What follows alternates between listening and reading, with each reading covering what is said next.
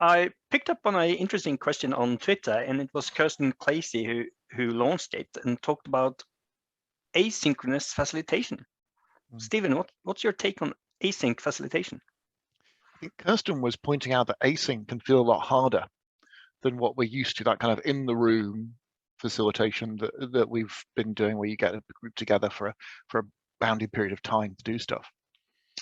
And I think she's right. It does take some thinking to put that structure. I like to think about async like a ball being passed. There's a kind of a launch, there's a flight, and there's a land. And we've got to have a clear launch, maybe some clear touch points in the middle, and then a clear land. Does that make sense? It does make sense, and so it's all about what happens in between meetings. Well, a little bit. I mean, those touch points aren't necessarily meetings. I mean, one of the obvious async things is to have a launch meeting and a close meeting, and maybe give some people an asynchronous activity to do between some key touch point meetings in the middle. So that could be, for example, filling in a survey, very simple asynchronous activity. Or it could be adding, and then we can display the results. What do you see here?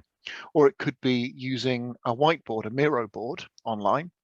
And this goes right back to some of those kind of unmeetings that we might have had, or not conferences maybe, but spaces where we might use a physical whiteboard in a room and invite people to come and put post-it notes on it. So yeah, I think there's got to be a clear path. And one of the challenges is, how do you adjust that path as you go? So for me, when I'm doing something asynchronous, I'll tend to have meetings with the facilitation team quite frequently during that time period, so maybe a couple of weeks if I'm doing something like that, to get a sense of how the group is happening, to adjust. And I tell the group, well, we're going to go to this survey point here, and at there, we're going to take a sense check and then maybe develop more. So the group understand that it is going to be an emergent process. So that means that what you're outlining there is a combination of async and synchronous activities during a period of time. So would you see any imminent disadvantages by using async facilitation? I think it depends, I think, a little bit on the context. I think can feel like a lot more work for me as a facilitator, because I'll often say, and if you want to get in touch with me for support, let me know.